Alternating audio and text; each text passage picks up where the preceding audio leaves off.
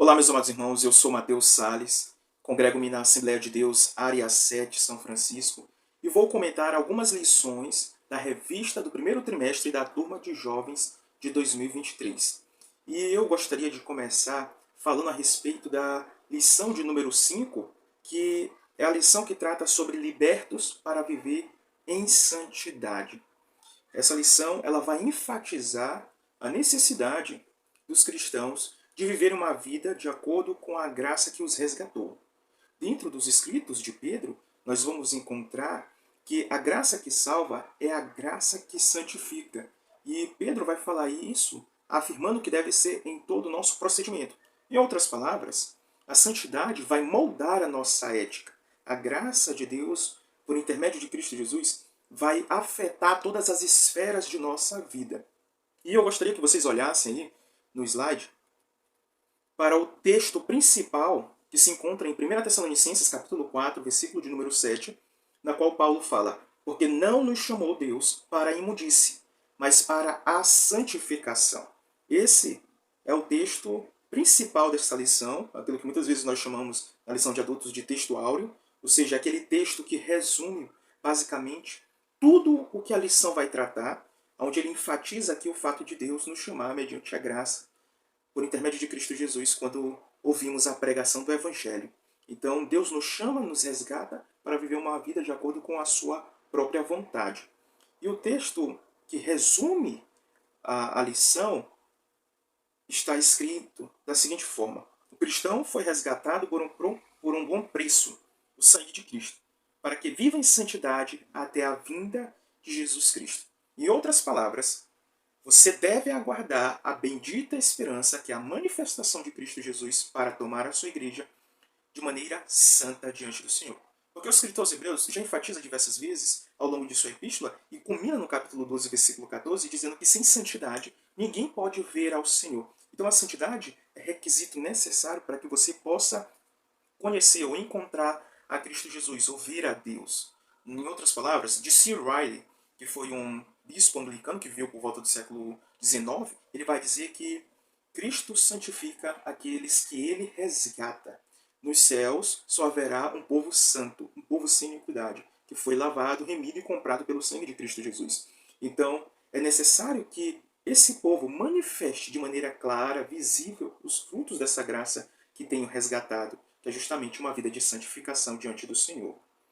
Aqui eu quero alternar alguns objetivos que é descrito na lição, e vocês podem ver isso aí, apenas para dar uma ênfase melhor no texto bíblico que vai ser trabalhado, que se encontra no capítulo 1, versículo 13 a 21 de 1 Pedro, e eu alternei aqui justamente para que pudéssemos dar a devida ênfase exegética do texto, aquilo que Pedro quer tratar mais precisamente na sua epístola. Lá no objetivo do texto, nós vamos encontrar que nós devemos, em primeiro lugar, apresentar o contexto da primeira carta de Pedro. O segundo objetivo é que nós devemos conscientizar de que a graça que salva é a graça que santifica. Eu alterei aqui, porque na lição está dizendo que devemos conscientizar de que a santidade recebida na justificação precisa ser mantida. Eu discordo um pouco da maneira como é colocado aqui na lição. A gente sabe que não é o autor precisamente que trata disso aqui no seu livro, mas esses objetivos aqui é colocado por outra pessoa.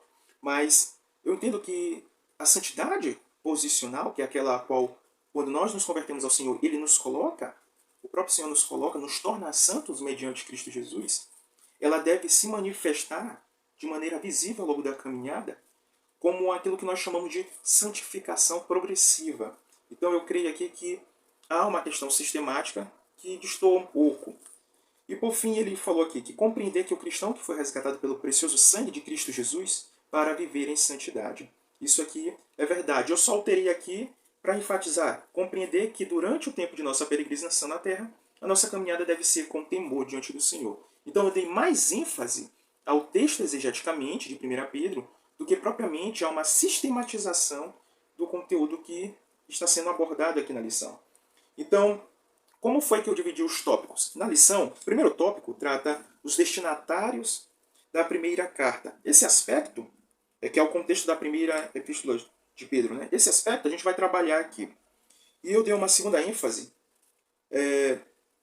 no versículo 13 ao 21, na qual primeiro eu enfatizei os verbos que estão no imperativo e são principais dentro da epístola de Pedro, nesse trecho, nessa perícope, versículo 13 ao 21. Primeiro, que está no versículo de número 13, que é um convite a colocar a esperança na revelação de Cristo Jesus. O segundo verbo no imperativo, que é ser santo como santo é o Senhor, que está presente nos versículos 14 ao 16, que esse é o segundo bloco. E o terceiro ponto, que é portai-vos com temor durante o tempo da vossa peregrinação, que é o terceiro ponto, a terceira ênfase do bloco 17 ao 21. Então nós temos três grandes imperativos presentes nesse trecho aqui de 1 Pedro, capítulo de número 1, versículo 13 ao 21. Então eu separei o texto bíblico dessa seguinte forma. E isso você pode encaixar perfeitamente na lição, da maneira como bem você quiser. Então minha ênfase aqui é dar um up, algo a mais para você analisar, estudar e levar para a sala de aula.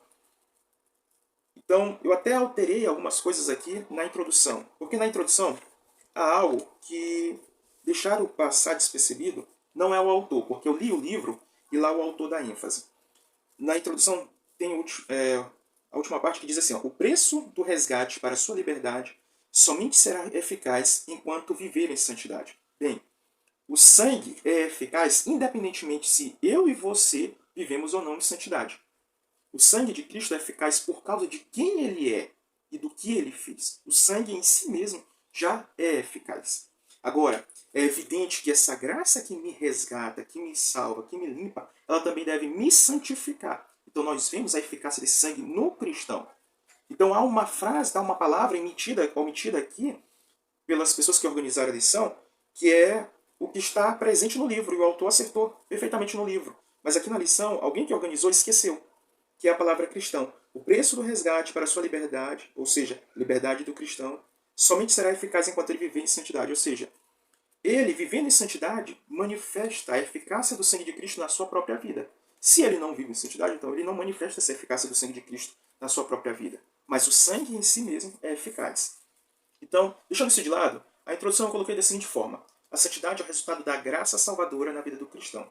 Uma vez justificado mediante a obra de Jesus Cristo no Calvário, o Filho de Deus precisa viver à luz da graça que o resgatou, conformando-se ao caráter do seu Pai celestial. Ou seja, uma vez justificados, nós vamos manifestar uma vida de santidade diante do Senhor. É bem verdade que às vezes nós cristãos caímos diversas vezes, erramos diversas vezes, mas o sangue de Cristo ainda assim é poderoso para nos purificar de toda iniquidade. Então, é necessário que haja um progresso contínuo no crescimento da graça que nos salvou, que nos resgatou por intermédio de Cristo Jesus. Então, se eu sou resgatado, consequentemente, eu também sou justificado, consequentemente, sou santificado, e meu caráter, a minha conduta, a minha atitude, cada dia mais vai ser semelhante ao caráter do nosso Pai Celestial. Então, o primeiro ponto que a lição aborda aí é o contexto histórico. O contexto histórico é algo de fundamental importância para que nós venhamos a compreender as motivações pelos quais os autores bíblicos escreveram as epístolas do Novo Testamento. As epístolas, diz Gordon Fee, essas epístolas são geralmente situacionais, ou seja, houve situações que fizeram com que houvesse uma necessidade dos apóstolos escreverem essas epístolas para resolverem determinados problemas ou para animar o povo que estava sendo perseguido. Quando você pega o capítulo de número 1, versículo 1 ao 2, você vai perceber que as pessoas a quem Pedro se dirige, elas estão espalhadas por diversas partes. Ponto, Capadócia, Bitínia, entre outras regiões. Então, você vai ver que essa região ali, ó, Bitínia, na parte de cima, Ponto, do outro lado, Galácia, de outro lado, Capadócia, mas aqui embaixo, fazendo fronteira com a Galácia e o Ponto também, essa região toda é por onde esses cristãos foram dispersos. É por onde esses cristãos passaram a se espalhar devido a uma perseguição instituída pelo Império Romano, por volta de 64, 18 de julho de 64. Então, essa região toda, o pessoal começa a se espalhar e começa também a levar a pregação do Evangelho para essas regiões. Nesse sentido, é importante enfatizar que Jesus falou que é necessário que uma semente morra para que ela possa germinar e assim vir frutificar. Então era necessário que no capítulo 8 de Atos Estevão morresse para que a igreja de Jerusalém pudesse ser perseguida ali na perseguição e se espalhar, melhor dizendo, né? Então, através daquela perseguição, a igreja se espalha, e por onde ela se espalha, ela começa a pregar o evangelho. Então, você vê a igreja, de certa forma, já espalhada. Mas durante o período do Império de Nero, do reinado dele em Roma, a perseguição se tornou mais intensa. Ela se tornou muito mais forte, fazendo com que ele se dispersasse de uma maneira muito mais rápida por toda a região do mundo antigo. E o MacArthur ele vai descrever, em uma de suas Bíblias, a seguinte expressão: os romanos ficaram completamente arrasados. Sua cultura, de certo modo, desapareceu, juntamente com a cidade. Todos os elementos religiosos da vida deles foram destruídos. E seus grandes templos, relicários e até os ídolos domésticos foram queimados. As pessoas estavam em casa e sem esperança, sem casa e sem esperança. Muitas foram mortas. O ressentimento que sentiam era amargo e sério. Por isso Nero percebeu que tinha de redirecionar a hostilidade. Bem, você vai ver na lição que o povo de Deus foram perseguidos pelos judeus, como nós encontramos diversas vezes nas epístolas, diversas vezes, melhor dizendo, no livro de Atos, onde eles estão pregando e os judeus estão perseguindo. Existe ali uma perseguição religiosa por parte dos judeus. O próprio Cristo foi perseguido pelos judeus, pelos seus patrícios. E o povo, também aqui, um pouquinho mais depois, quando houve a plantação das igrejas, houve ali uma perseguição muito mais intensa instituída por Nero por volta de 64. O que foi que aconteceu, Mateus, mais precisamente? Os historiadores como Tácito, Suetônio, Plínio, Dioclecião, eles vão descrever que Nero tinha um grande desejo de reconstruir Roma mais gloriosa, mais pomposa, para demonstrar a grandeza de Roma por todo o Império. No entanto, parece-me que faltava recurso suficiente por parte do Império Romano para que pudesse fazer todo esse plano estabelecido por Nero. Então, qual a melhor maneira de construir algo? Destruindo tudo. Então você vai encontrar na história descrevendo que Nero, isso muitos historiadores vão afirmar, outros já discordam, mas existe aí essa discrepância. No entanto, a grande maioria aceita o fato de que foi Nero que incendiou os 14 distritos de Roma. Então, dos 14 distritos de Roma, 10 foram intensamente incendiados. Desses 10, sobraram apenas 4. E desses 4, 2 eram povoados densamente por judeus e cristãos. Então, o povo, como eu acabei de ler aqui no slide, perdeu tudo. Seus deuses domésticos, seus relicários, perderam as suas casas, até o próprio Nero perdeu o seu palácio. E assim, houve uma grande tristeza e o povo, vendo todo o fogo se alastrando por mais de 6 dias em Roma, começa a ter uma tristeza profunda e começa a ter um ressentimento profundo. Então Nero é chamado para depor, e ao depor ele disse que não foi ele quem fez aquilo, que na verdade foram os cristãos, e a prova disso era que 2 bairros povoados densamente por eles estavam intactos, praticamente. Então o povo passa a odiar de maneira muito mais intensa agora os cristãos. O povo passa a perseguir os cristãos. Então nós vamos ver ao longo da história, descrito por Suetônio, Tácito, Plínio, Dioclecião, de que naquele período Nero construiu tantas cruzes para crucificar e empalar os cristãos que faltou madeira. Então, nós vimos na história os cristãos sendo empalados, jogados cera quente em seu corpo para que pudessem ser incendiados e iluminassem toda a noite de Roma. Então, todas as ruas de Roma eram incendiadas por nossos irmãos. E isso ali trouxe uma grande perseguição aos cristãos. Então, os cristãos começaram a se dispersar por aquela região que eu falei para vocês, Ponto, Capadócia, Bitínia, Ásia, entre outras regiões. E ali, o Tácito, escrevendo no livro Anais, no capítulo 15, na parte 44, ele vai dizer a seguinte coisa: a sua execução foi acompanhada por escárnios. Ele está falando das execuções dos cristãos, que eram crucificados, que eram mortos ali, e também eram devorados por leões que eles traziam com muita fome da Líbia, sem alimentar os leões, justamente para que pudesse mastigar, comer, engolir os nossos irmãos. Então, a morte dos nossos irmãos aí foi uma execução acompanhada por escárnios. E assim, uns cobertos de peles de animais. Em outras palavras, eles matavam alguns animais, cobriam os nossos irmãos com as peles de animais, para que os animais pudessem atacar os nossos irmãos. Então eles eram rasgados pelos dentes dos cães, outros, cravados em cruzes, eram queimados ao cair o dia como se fossem luminárias noturnas. Então percebe que a perseguição à igreja ela se torna muito mais intensa no período de Nero, quando ele governa Roma. E isso vai servir de combustível para a própria escrita de Pedro, que é justamente a ênfase maior em toda a sua epístola, que é o sofrimento. Se você puder acompanhar esse gráfico, você vai perceber que em cada capítulo de 1 Pedro, existe um trecho que foca sobre o sofrimento. Cada parte é permeada pelo sofrimento. Então, no capítulo 1, versículo 6 ao 9, você vai ver que o sofrimento é como um fogo que purifica o ouro. Isso é uma metáfora para uma espécie de que o sofrimento é para nós um instrumento de santificação. No mundo antigo, quando a pessoa, o ferreiro, ele pegava o ouro ou a prata e ele queria medir o nível de pureza desse ouro, dessa prata, ele colocava no fogo. Depois de algum tempo ele tirava, olhava até que pudesse refletir a sua própria imagem, e enquanto não refletisse a sua imagem, ele colocava novamente no fogo. E ele tirava até que ele pudesse contemplar a sua própria imagem lá no metal, no ouro ou na prata. E Pedro usa isso como uma metáfora para dizer que o sofrimento é como um fogo que purifica cada um de nós, os cristãos. Então, em outras palavras, eu poderia dizer que Deus está nos colocando na aprovação, tirando da aprovação, olhando para nós e dizendo: ainda não está conforme a minha imagem, ainda não consigo ver a minha face em você. Então, coloca novamente, tira, e isso vai ser até a vinda de Cristo Jesus. Então, o sofrimento para nós não é um instrumento de destruição, de tortura. Na verdade, é um instrumento de santificação. E no capítulo de número 2, versículo 19 a 23, ele vai dizer que alguns irmãos sofrem por causa da consciência diante de Deus. Então você tem uma consciência justa e anda de maneira justa diante do Senhor, e você vai sofrer por causa disso.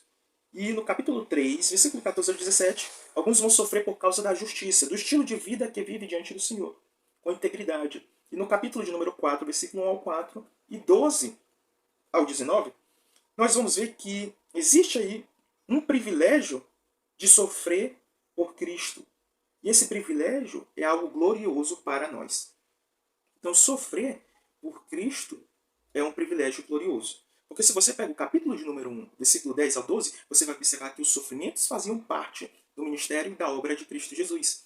Mas depois, as glórias se seguiriam ao próprio Filho de Deus. Isso significa dizer, no ministério de Cristo há sofrimento, mas no ministério de Cristo também há glória. Vocês podem sofrer agora por um pouco período de tempo, mas vocês também irão desfrutar das glórias futuras por intermédio de Cristo Jesus. Isso nos leva ao capítulo 5, versículo 10 ao 11, que demonstra a finalidade principal dessa epístola. Que ele diz: ora, um Deus de toda graça, que em Cristo vos chamou à sua eterna glória, depois de teres sofrido por um pouco, ele mesmo vos há de aperfeiçoar, firmar, fortificar e fundamentar. Então, o principal objetivo do sofrimento aqui, descrito por Pedro, é de sermos aperfeiçoados, firmados, fortificados e fundamentados no próprio Deus e na sua graça e eterna glória. Então, isso demonstra de maneira muito clara o propósito de 1 Pedro. Quando nós lemos 2 Pedro, nós vamos ver lá no capítulo de número 3 que Pedro escreve que a motivação pelo qual ele escreve novamente à igreja é justamente para lembrá-los dessas verdades, para trazer a mente esclarecida e animar a alma dos cristãos novamente. Então o sofrimento faz parte da vida cristã, mas haverá também uma glória futura que irá sobejar o sofrimento que nós passamos aqui. Isso é bom enfatizar aos alunos, porque muitas vezes nós olhamos para o sofrimento como um instrumento de tortura da parte de Deus. Só que o sofrimento não é um instrumento de tortura. Na verdade, o sofrimento é um instrumento de santificação usado por Deus para nos transformar e nos conformar à sua imagem de maneira contínua. Então, sofrimento e santificação andam lado a lado na Epístola de Pedro. E aqui nós vamos para a segunda parte, que é justamente o imperativo que eu enfatizei para vocês, que é colocando a esperança na graça futura. Então, Pedro ele chega a dizer a seguinte coisa: sede sóbrios, cingi o lombo do vosso entendimento, e sede sóbrios e esperar inteiramente na graça que vos está sendo trazida na revelação de Cristo Jesus. Então, o primeiro imperativo, no primeiro bloco, que é o versículo de número 13, ele enfatiza que nós devemos colocar a nossa esperança na revelação de Cristo Jesus. Revelação aqui tem o mesmo sentido lá do Apocalipse, capítulo 1, versículo 1 ao 13, que fala revelação de Jesus Cristo. Essa expressão no grego literalmente é apocalipsis, que significa tirar a venda, desvendar, para que você possa enxergar o descortinar de toda a história e quem governa a própria história. Então, a ênfase aqui seria na esperança. A esperança, em Pedro, está associada ao desfrutar da salvação que vem de Deus, agora pela fé. E ela só será completa no futuro, como descreve o versículo 1 ao 5, quando Jesus se revelar. Então, Deus nos julgará. Após o julgamento, os fiéis seguidores de Jesus compartilharão de sua glória e receberão a plena recompensa da graça. Então nós vimos aqui que a esperança na epístola petrina, ela trata do momento em que nós somos resgatados por Deus da nossa vida de iniquidade, até o momento dos novos céus e da nova terra, aonde iremos abundar de maneira indescritível na glória futura. E isso nós vimos lá no capítulo 3 de 2 Pedro, aonde ele descreve esse novo céus, essa nova terra, onde habita a plena paz, justiça, equidade e alegria no Espírito, onde nós vemos a própria glória de Deus se manifestando nos céus, na terra e em todo o lugar. Então nós vemos que a esperança é algo fundamental dentro da teologia do Novo Testamento. O escritor aos Hebreus enfatiza isso lá no capítulo de número 6, quando ele fala a respeito do propósito de Deus para com Abraão. A esperança é para nós como a âncora da alma. Então, ela que nos segura, ela que nos faz caminhar de maneira contínua diante do Senhor, até mesmo quando nós estamos desanimados. Então, a esperança nada mais é do que essa confiança nessas promessas benditas do Senhor Jesus Cristo, que é descrita aqui em 1 Pedro. E como, Mateus, eu devo colocar essa esperança na revelação de Jesus Cristo, no momento em que ele irá se manifestar? De maneira prática, como eu, Mateus, coloco essa esperança em Cristo Jesus? E nós vamos ver que há duas formas descritas apenas no versículo de número 13. Primeira, que é cingindo o lombo do entendimento. Essa expressão ela é muito usada na Almeida Revista Corrigida e na Almeida Revista Atualizada. Ela não é muito comum no nosso contexto, mas ela é muito comum, até nos dias de hoje, no Oriente Médio Antigo. Cingir as vestes era um ato que eles tinham de pegar as pontas das vestes e passar entre as pernas, fazendo uma cinta na cintura para que pudesse ter mais mobilidade, mais movimento, mais agilidade. Nós vemos isso lá em Êxodo, capítulo de número 12, versículo de número 11, quando diz que eles deveriam comer o cordeiro pascual com os lombos cingidos, porque prestes, muito em breve, Deus iria libertá-los do Egito. Lá em 1 Reis, no capítulo 18, versículo 48, nós vamos encontrar Elias cingindo as vestes e correndo, porque ele via uma nuvem do tamanho da mão de um homem, aonde Deus derramaria chuva de maneira abundante. A maioria das vezes que nós vemos essa expressão de cingir vestes nas Sagradas Escrituras, enfatiza dizendo que Deus está prestes a fazer algo no decorrer da história. Tanto é que Jesus Cristo pega essa expressão em Lucas capítulo 12, ele diz: acesa estejam as vossas candeias, e cingidos estejam os vossos lombos. Então, há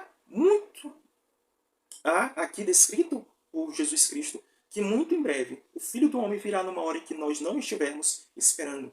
E essas três passagens enfatizam que Deus está prestes a realizar algo no decorrer de nossa história. O que ele está prestes a fazer, Mateus? Está prestes a tomar a sua igreja. Está prestes a se manifestar para o seu povo. Está prestes a os eventos, está prestes a realizar a manifestação do seu Filho e tomar a sua igreja para si. Essa é a bendita esperança que Paulo descreve em Tito, capítulo 2, versículo 11 ao 14. Que o Filho de Deus irá se manifestar para tomar a sua igreja e assim teremos um corpo glorificado à semelhança do corpo de Cristo Jesus. Então, ele está enfatizando isso. É uma metáfora para unir todos os pontos da mente e focar nesta revelação de Cristo Jesus. Pedro usa essa expressão de cingir os lombos para dizer: vocês devem cingir a mente de vocês. Porque às vezes a mente de vocês estão divididas ou coxando entre dois pensamentos. Nós precisamos unir esses pontos e focar na revelação de Cristo Jesus. Às vezes nós vivemos de uma maneira aqui na Terra que acabamos por nos esquecer de que Cristo irá se manifestar para buscar a sua igreja. E isso é um grande perigo. A W. Tozer chega a dizer em um dos seus livros que os cristãos antigamente pensavam tanto nas coisas dos céus que acabavam se esquecendo das coisas aqui na Terra. Hoje nós pensamos tanto nas coisas da Terra que acabamos por nos esquecer das coisas do céu. Isso é um grande perigo, porque nós devemos viver aqui, nós devemos ser produtivos aqui, trabalhar, construir família, realizar a obra de Deus, mas o tempo todo com uma grande expectativa no momento da manifestação do Filho de Deus. Então nós precisamos unir o ponto da nossa mente que está dividido, que está cocheando, que está nos fazendo cambalear e nos entorpecer com as coisas deste mundo. É por isso que você vai ver que a expressão usada logo em seguida no versículo 13 é sede sóbrios. A expressão usada aqui é sede sóbrios. Então, cingir o lombo e ser sóbrio são dois pontos que nos faz focar na revelação de Cristo.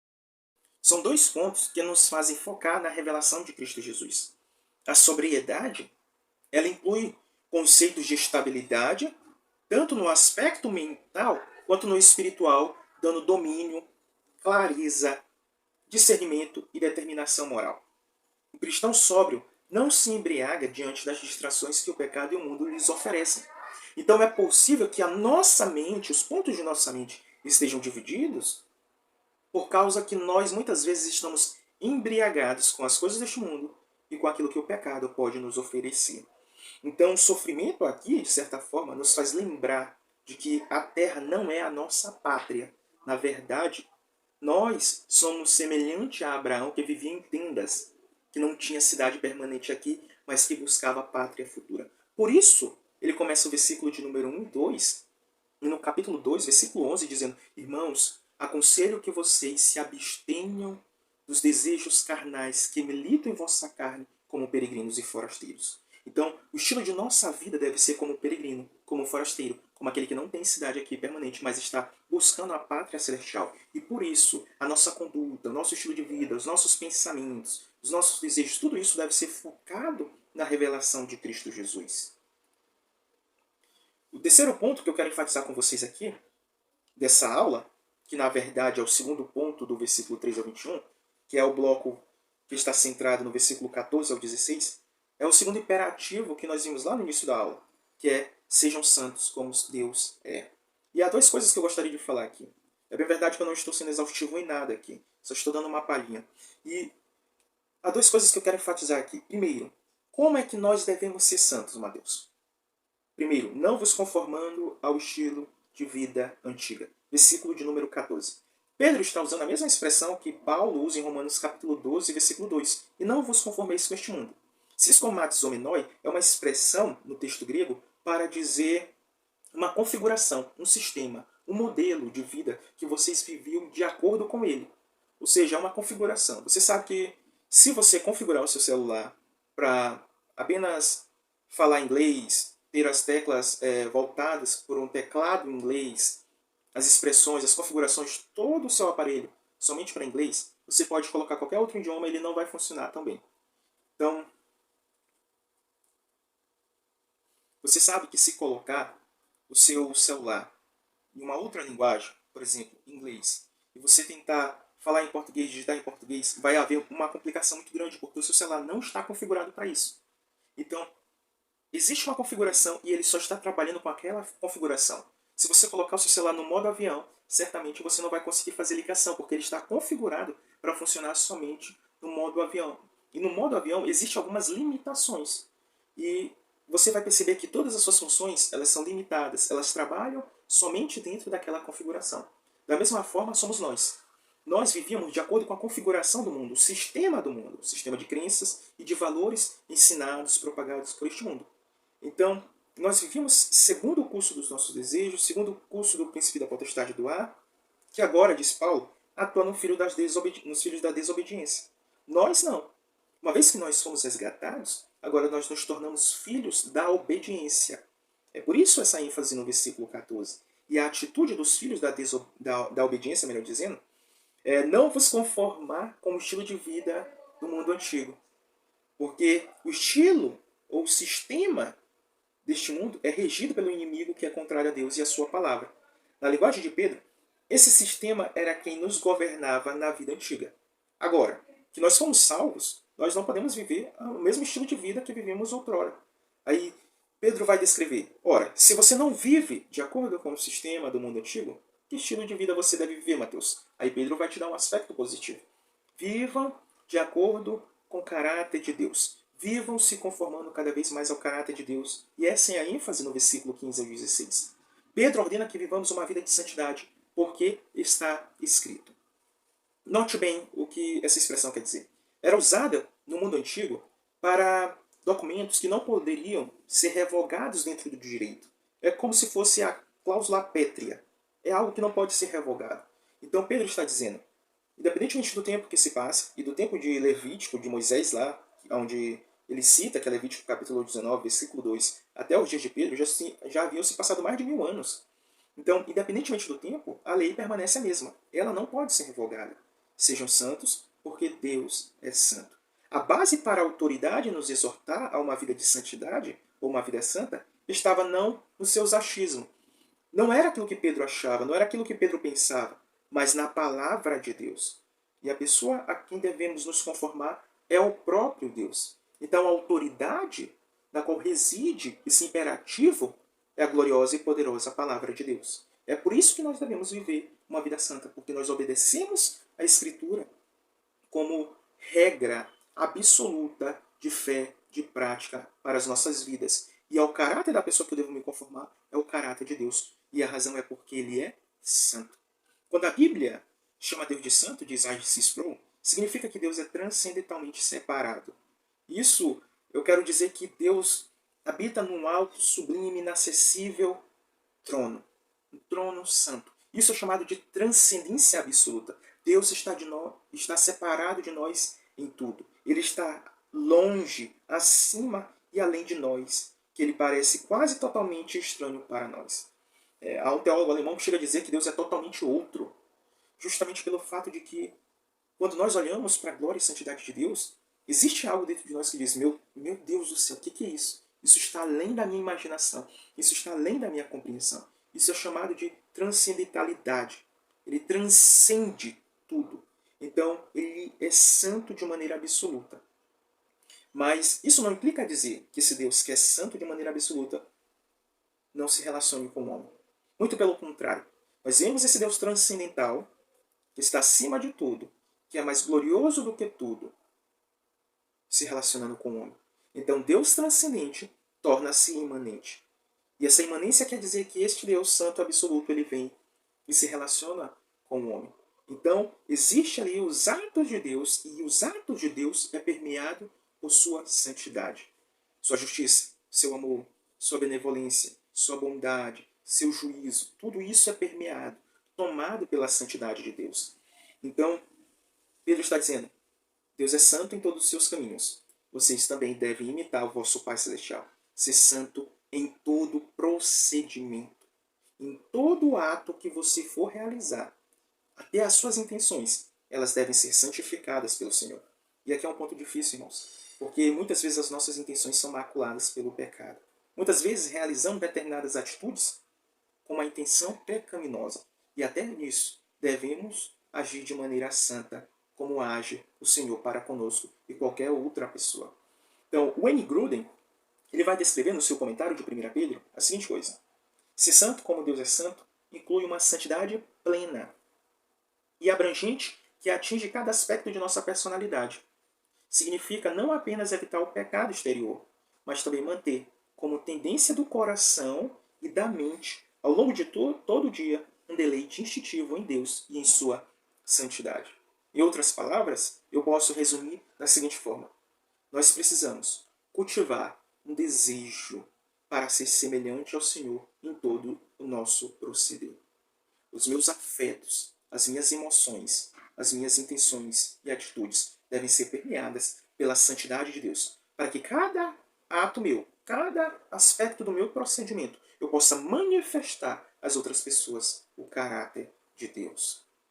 E aqui, em quarto e último lugar, nós vamos ver que o bloco 17 ao 21, ele vai descrever como nós devemos viver aguardando essa manifestação de Cristo Jesus, como descrita no versículo de número 13. Existe um último imperativo que permeia, que domina, que é a ideia central desse bloco 17 ao 21, que é justamente portai-vos com temor. Mateus, o que é temor mais precisamente? Temor é uma palavra difícil até mesmo de definir em si, mas a gente pode começar a definir, não a delimitar, não a limitar essa palavra dizendo, Mateus, ela não pode significar isso aqui. Ela pode. Mas dentro do contexto das Sagradas Escrituras, e até onde nós conseguimos delimitar, o temor do Senhor é um estado mental em que as atitudes, desejos, sentimentos, ações e objetivos são voltados para Deus com uma santa reverência por quem Ele é e pelo que Ele pode fazer. O temor ao Senhor passa a nortear a maneira como vivemos em todas as esferas da vida. O temor é isso. É um estado mental, onde as minhas atitudes, desejos, sentimentos, ações e objetivos são completamente voltados para o Senhor com uma santa reverência. Por quem Ele é santo e porque Ele pode fazer algo, trazer juízo através da minha conduta. Ou por causa da minha conduta. Então, nós vemos aqui claramente, nos versículos 17 ao 21, dois pontos, os subtópicos importantes. O primeiro motivo é, por que eu devo portar com temor diante do Senhor? Por que eu devo viver com uma atitude mental, sentimental, um desejo, ação voltada com uma santa reverência para o Senhor? A resposta está no texto dizendo assim, porque Deus julga imparcialmente as obras de cada um. Então, se Deus é o nosso Pai, Ele irá nos julgar. É isso que o texto sagrado está falando. Só que esse julgamento de Deus aqui, ele não é para nossa destruição. O escritor aos Hebreus, na verdade, revela que a disciplina de Deus, o juízo de Deus aqui, ela tem uma finalidade corretiva, que é justamente de nos colocar de volta ao caminho do Senhor, que é de nos fazer viver de acordo com a vontade do Senhor. Por que eu devo me portar com um santo temor diante do Senhor? Primeiro, porque Deus julga as obras de cada um. Nós vemos outra faceta do caráter de Deus. Deus é um justo juiz. E a maneira como Ele julga está permeada pela sua santidade. Não existe imparcialidade no seu julgamento. Na verdade, o que nós encontramos aqui é a justiça plena, perfeita, por intermédio do seu Filho. Então Deus é visto à luz do contexto de Pedro como um juiz que julga com equidade o caminhar dos seus filhos. Deus julga cada passo nosso, cada intenção nossa, cada atitude nossa. E tudo isso tem a finalidade de nos fazer caminhar com santidade diante do Senhor. Então nós vemos aí o juízo de Deus, que é um juízo santo, que é um juízo imparcial. Não é muitas vezes como nós olhamos para a nossa nação e vemos os juízes burlando a lei, quebrando a lei, fazendo o que bem eles querem fazer. Não é assim que nós vemos o julgamento de Deus. O julgamento de Deus é justo por causa de sua santidade e por quem Ele é. Em segundo lugar, nós devemos temer porque Ele nos comprou com o sangue de Cristo Jesus. Então, Deus nos deu como sacrifício o seu próprio Filho. Se Ele não poupou o seu próprio Filho, irmãos, do juízo, por que Ele pouparia pessoas como nós?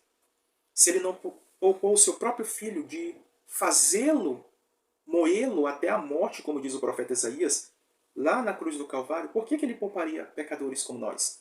O próprio apóstolo Pedro, no capítulo 4, vai descrever: se ao justo já é difícil ser salvo, que dirá do ímpio, pecador?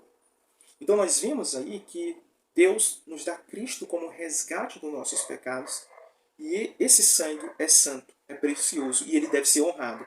E nós vamos ver isso aí da seguinte maneira, com um adjetivo descrito no texto sagrado, que é a expressão precioso. O segundo motivo pelo qual nós devemos temer ao Senhor é porque Ele nos comprou com o sangue de Cristo Jesus. Pedro vai dizer que o sangue de Cristo é precioso. Então, é um sangue tão valiosíssimo que o próprio Deus não vai permitir com que eu e você calquemos, como diz o escritor aos Hebreus, o sacrifício de Cristo Jesus, que profanemos o sangue da nova aliança. Então, o sangue de Cristo é descrito por Pedro como precioso, isto é, de valor inestimável, em contraste com o ouro ou a prata que pagava pela redenção dos escravos no mundo antigo. Então, quando o Senhor, o Dominus, chegava para comprar o doulos, que é o escravo, você vai ver que se esse escravo valesse alguma coisa, ele fosse útil para algo, eles pagavam ali com prata ou com ouro. Alguns outros escravos eram simplesmente trocados. Isso, prata e ouro é para escravos de altíssimo valor. E Pedro está dizendo, olha, o resgate do mercado de escravidão, de pecado que vocês viviam, não foi com prata ou com ouro. Foi muito mais precioso do que a prata e o ouro. Foi com o precioso sangue de Cristo Jesus. Então, nesse caso, Pedro ecoa fortemente o ato da redenção que ocorria no Antigo Testamento, fazendo também referência junto a isso ao Cordeiro Pascual. Então, quando nós olhamos para o Antigo Testamento, nós vamos ver que o sangue de Cristo Jesus, como de um cordeiro, sem mácula, sem mancha, sem ruga, sem defeito algum, já era visto no sacrifício do Antigo Testamento para trazer a remissão, redenção, expiação dos pecados, que assim ocorria por causa do sangue do Cordeiro. E na nova aliança aconteceu por causa do Cordeiro de Deus, que tirou o pecado do mundo. Então nós vemos de maneira muito mais clara que é um sangue precioso, é um sangue de valor inestimável. E é por esse motivo que nós devemos andar com temor diante do Senhor. E Pedro conclui descrevendo a esperança, que é justamente o que Pedro começou a descrever lá no versículo de número 3 e está permeando toda a sua epístola. Então nós vemos aí três grandes imperativos. Colocar a esperança no Senhor. E como é que eu coloco a esperança no Senhor, Mateus? Cingindo o meu entendimento, unindo os pontos da minha mente e sendo sóbrio, não me embriagando com as coisas deste mundo, para que eu não possa perder de vista a revelação de Cristo Jesus. A segunda coisa que eu devo fazer é imitar a Deus como filho obediente em todos os seus caminhos. E como é que eu faço isso, Mateus? Não me conformando ao estilo de vida que eu vivia antigamente, mas me conformando ao caráter do meu Pai Celestial. E o terceiro grande imperativo é portar com temor diante do Senhor. Primeiro, porque Deus julga, e segundo, porque Ele nos deu um precioso sangue, que é o sangue de Cristo Jesus. Coloquem a esperança em Deus, imitem a Deus e portai-vos com temor diante de Deus. Esses três grandes imperativos é aquilo que nos conduz para uma vida de santidade diante do Senhor, como descreve Pedro.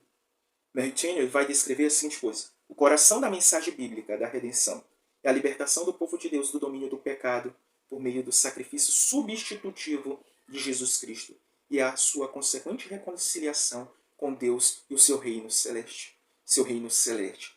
Então, a redenção é um tema central das Sagradas Escrituras, a redenção de Cristo Jesus, para nos reconciliar com o próprio Deus e nos colocar no seu reino celeste. Então, amados irmãos, concluindo tudo isso, o que eu quero dizer a vocês é que esse trecho de 1 Pedro nos ensina que a graça que nos salva também é a graça que nos santifica, para vivermos uma vida de obediência diante do Senhor, pois Ele é um santo juiz que julga o caminhar de seus filhos à medida que eles aguardam a manifestação de Cristo. Diante dessa obra gloriosa da salvação, a nossa conduta deve ser de filhos obedientes ao nosso Pai Celestial. Então, tema da lição: libertos para viver uma vida de santidade ou viver em santidade. A graça que nos salva, segundo Pedro, é a mesma graça que nos santifica. Que Deus em Cristo vos abençoe. Até a próxima.